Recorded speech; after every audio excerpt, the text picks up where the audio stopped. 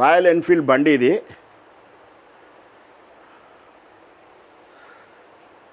తెలంగాణ మా అయ్య జాగీరి అంటూ ఒక అభిమాని బైక్ మనందరం చూస్తుంటాం కదా.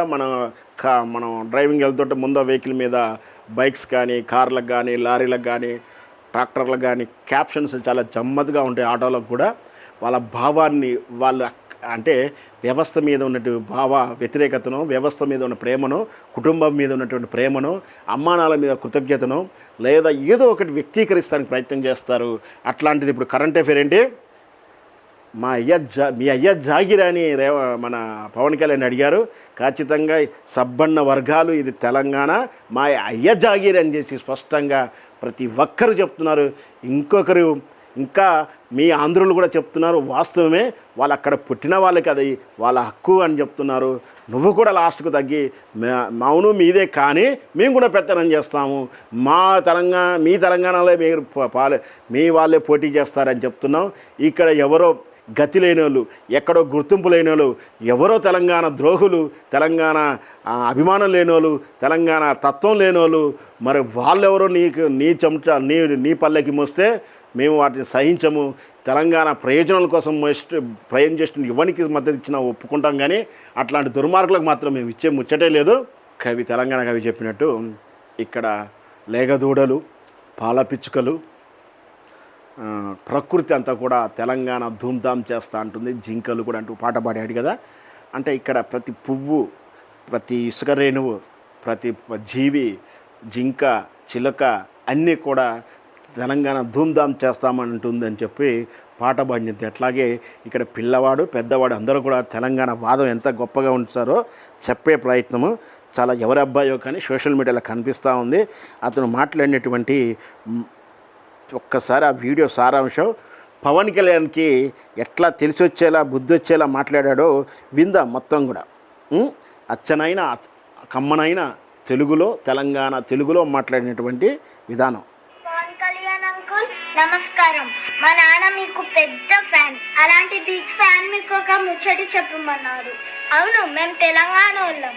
తెలంగాణ జోలికొస్తే తెలంగాణ వాళ్ళం అవుతాం. తెలుగు వాళ్ళ జోలికొస్తే తెలుగు వాళ్ళం అవుతాం.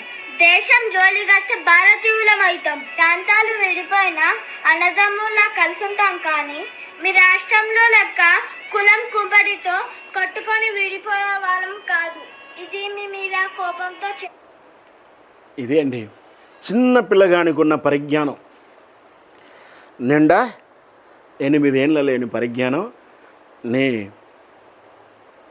మేమైతే అనలేమమ్మా, కొన్ని పద్ధతిగా మేమైతే అనలేము.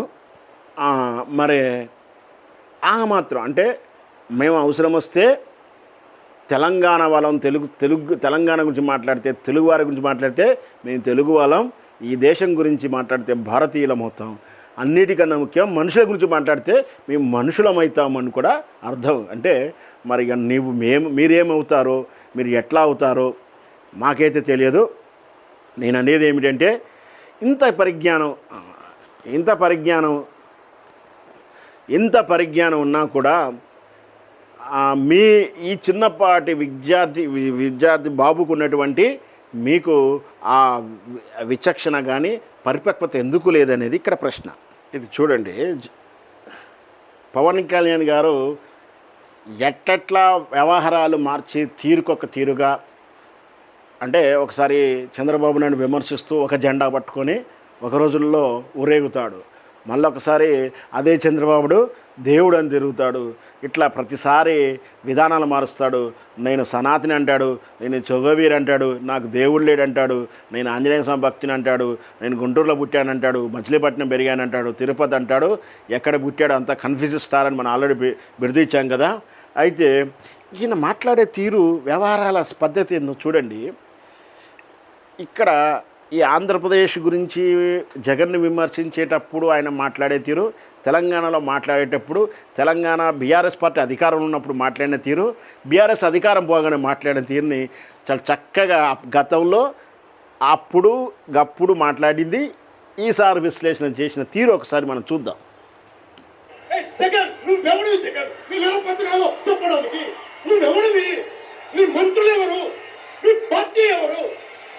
మేమందరం భారతీయులు. అరే మాకు అంబేద్కర్ కల్పించిన హక్కు ఇది. రేవంత్ రెడ్డి గారికి కూడా నాకు అవసరం నాకు తెలుస్తుంది. ఆయన బిహేవ్ జరిగినట్టు నేను అనుకోవట్లేదు. ఎందుకంటే నేను చెప్తున్నాను కదా, కేటీఆర్ గారు నాకు చాలా మంచి బ్రదర్ కైండ్ రిలేషన్షిప్ అతనికి.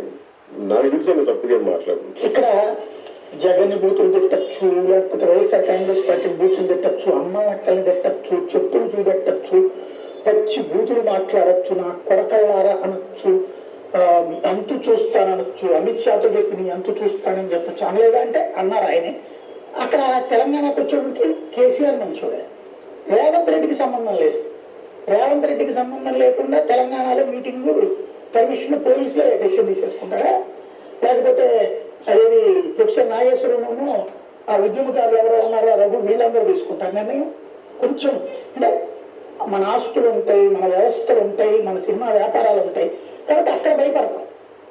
మాకు భయం లేదని చెప్తాం. నిర్భయంగా ఉన్నాం, రండిరా ఎవరు వస్తాడో చూసుకుంటామంటారు. కానీ ముఖ్యమంత్రి కాదు, ఇక్కడ జగన్ ఆపించినట్టు అక్కడ ఆపితే రేవంత్కి ఏం సంబంధం లేదు. అంటే స్పష్టంగా పాపం మన మిత్రుడు జర్నలిస్టు సాయి గారు Bharatiya Janata party washing machine కన్నా ఎక్కువ వాషింగ్ మిషన్ సారిది, ఉతుకుడు బాగా ఉతుకుతాడు. పవన్ కళ్యాణ్ తీరు తెలంగాణలో ఎలా ఉంది, తెలంగాణలో రేవంత్ రెడ్డి గారు పాలన తీరు ఎలా మాట్లాడుతున్నాడు, బీఆర్ఎస్ పార్టీ అధికారంలో ఉన్నప్పుడు ఎలా మాట్లాడుతున్నాడు, బీఆర్ఎస్ పార్టీ అధికారంలో ఉన్నప్పుడు ఎట్లా మాట్లాడాడు, ఇవన్నీ కంపారిటివ్గా చెప్తూ ఈరోజు రేవంత్ రెడ్డి గారి పాలనలో పవన్ కళ్యాణ్ మీటింగ్కి పర్మిషన్ ఇవ్వకపోతే ఎవరికి దాని కారణం? బీజేపీనా? బీఆర్ఎస్ పార్టీ ఇవ్వలేదు కుట్ర చేసి, కాంగ్రెస్ పార్టీ కుట్ర చేసి ఇవ్వలేదా? రేవంత్ రెడ్డి కుట్ర చేశాడా? కాంగ్రెస్ పార్టీ వేరుగా చూస్తున్నాడు అయినా. మేము కూడా కాంగ్రెస్ పార్టీ వేరు, రేవంత్ రెడ్డి వేరు చూస్తాం. ఏమన్నా చూస్తే రేవంత్ రెడ్డి కాంగ్రెస్ వర్గం అంటాం, కానీ అది ఒరిజినల్ కాంగ్రెస్ కాదు. మరి ఇక్కడ పర్మిషన్ ఏందెవరు? మరి వాళ్ళ మీద దుమ్మెత్తిపోయకుండా నన్ను చూస్తే భయపడుతున్నారు. ఎవరు భయపడుతున్నారు? రేవంత్ రెడ్డి భయపడుతున్నాడా? మరి ఆ విషయం చెప్పాలి కదా. మరి ఆంధ్రప్రదేశ్లో జగన్ మీద ఊగిన ఊగులు ఎట్టిపోయినాయి. తొక్కుతా నా కొడుకుల్లారా ఈ భాష మాట్లాడింది ఎవరు? అక్కడ ఎందుకు ఊగావు, ఇక్కడ ఎందుకు ఊగట్లేవు, ఇక్కడ కూడా ఎందుకు ప్రశ్నిస్తలేవు? అది కదా ఇక్కడ ప్రశ్న. ఇక్కడ నీకు కొంచెం అడుగు పెట్టాలన్నా, ఇక్కడ గెలకాలన్నా, నాయకులను గెలకాలన్నా భయం. ఎందుకంటే వీళ్ళతో అవసరాలు ఉన్నాయి. రేపు సినిమా ధరలు పెంచుకోవాలి, నీ భూములు కాపాడుకోవాలి, నీ వ్యాపారం చేసుకోవాలి, నీ వ్యవహారాలు నడుపుకోవాలి, వారాంతరాలలో నీ ఎంజాయ్మెంటు నడవాలి. కానీ ప్రజల్లో మాత్రం అలజడి సృష్టించడానికి, భావజాలాన్ని మంట పెట్టడానికి మాత్రం నీ చెంచాగాలతోటి ప్రెస్ మీట్లు పెట్టించేసి మీ చెంచాలతోటి భావజాలను వ్యాప్తం చేస్తూ సోషల్ మీడియాలో అరాచకం చేస్తున్నారు. మీ వైనం ఏంటి, మీ తీరేంటో ఇక్కడ చెప్పడం జరిగింది. ఇంకొకటి ఉంది, ఇది మాత్రం చాలా గమ్మత్తైనది.